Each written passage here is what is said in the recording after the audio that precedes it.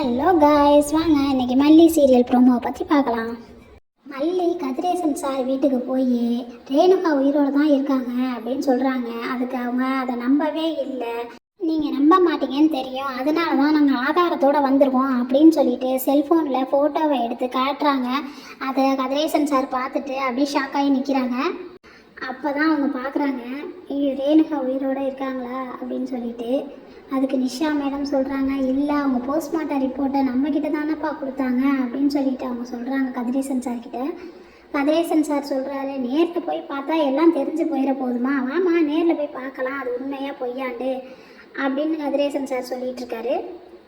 அதுக்கப்புறமா எல்லாருமே சேர்ந்து ஹாஸ்பிட்டல் போயிடுறாங்க. ஹாஸ்பிட்டலில் ரேணுகா அட்மிட் ஆகி படுத்திருக்காங்க. அதை பார்த்ததுக்கப்புறம் ரேணுகாம்மான்னு சொல்லிட்டு கதிரேசன் சார் கத்துறாரு, நீ இன்னும் உயிரோடு தான் இருக்கியாம்மா அப்படின்னு சொல்லிட்டு கேட்டுட்ருக்காங்க. அதுக்கு ரேணுகா மேடம் சொல்கிறாங்க, சி கையெடு, நீ யார் அப்படின்னு சொல்லிட்டு கதிரேசன் சாரை தள்ளி விட்றாங்க. அதை பார்த்துட்டு ஒரு நர்ஸு ராஜேஸ்வரி மேடத்துக்கு ஃபோன் பண்ணி பேசுகிறாங்க. மேடம், உங்களுக்கு நான் ஒரு ஃபோட்டோ அனுப்பியிருக்கேன், அதை எடுத்து பாருங்க அப்படின்னு சொல்கிறாங்க. உடனே ராஜேஸ்வரி மேடமும் அந்த ஃபோட்டோவை ஓப்பன் பண்ணி பார்க்குறாங்க. பார்த்தா அதில் ரேணுகா ஃபோட்டோ இருக்குது. அதை பார்த்துட்டு ராஜேஸ்வரியும் ஷாக் ஆகிடுறாங்க. ரஞ்சிதா வந்து என்னாச்சு அப்படின்னு சொல்லிட்டு கேட்குறாங்க. ராஜிமா என்னாச்சுன்னு சொல்லுங்க அப்படின்னு சொல்லி கேட்குறாங்க.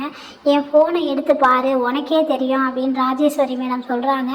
ரஞ்சிதாவும் ஃபோனை ஓப்பன் பண்ணி பார்க்குறாங்க. அதில் ரேணுகாவை பார்த்தோன்னா அவங்களுக்கு யதார்த்தமாகவே இருக்காங்க. ஏன்னா அவங்க தான் ஏற்கனவே ரேணுகாவை பார்த்துருக்காங்கல்ல. ரஞ்சிதா தான் ராஜேஸ்வரி மேடத்துக்கிட்ட எப்பயுமே சொல்லிக்கிட்டே இருப்பாங்கல்ல, அது ராஜேஸ்வரி மேடம் தான் நம்பாமல் இருந்தாங்க. அதனால ரஞ்சிதாவுக்கு அது பெரிய விஷயமாவே தெரியலை. இவங்க உண்மையான ரேணுகாவா இல்லை நடிக்க வந்திருக்காங்களா, அப்படியே நடிக்க வந்திருந்தா கூட இவங்களை யார் அனுப்பியிருப்பாங்க அப்படிங்கிற கதையெல்லாம் எப்போ கண்டுபிடிக்க போகிறாங்கன்னு தெரியல. அடுத்து என்ன நடக்க போகுதுங்கிறத அடுத்து வரப்போகிற கதையில் பார்க்கலாம். தேங்க்யூ.